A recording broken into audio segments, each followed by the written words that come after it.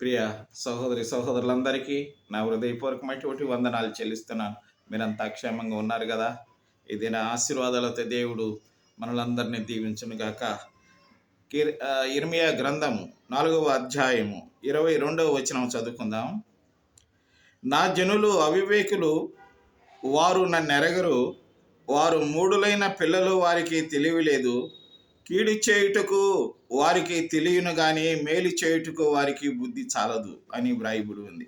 In English, for my people are foolish, they know me not, they are stupid children, they have no understanding, they are wise in doing evil, but how to do good they know not అంత అని వ్రాయబడి ఉంది. నా ప్రియమైనటువంటి సహోదరి సహోదరులారా, మనం ఈ లోకంలో కీడు చేసేది మనము బాగా ఎరుగుదము కానీ మేలు చేసేది మనకు బుద్ధి చాలదని దేవుని గ్రంథం మనకు తెలియజేస్తుంది. కాబట్టి ఈ లోకంలో ఉన్నంత వరకు కుటుంబంలో కానీ, గ్రామంలో కానీ, దేశంలో కానీ, ప్రజల మధ్యలో, ప్రపంచంలో మనం ఎక్కడ ఉన్నా కానీ మనము మేలు చేయటే నేర్చుకోవాలి కానీ కీడు చేసేదానికి మనము ముందుకు సాగకూడదు.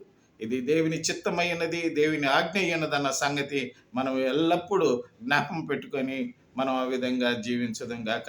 దేవుడు మనల్ని అందరినీ సదాకాలం మేలు చేసేదానికి మనల్ని పురికొల్పును గాక. ఆమేన్.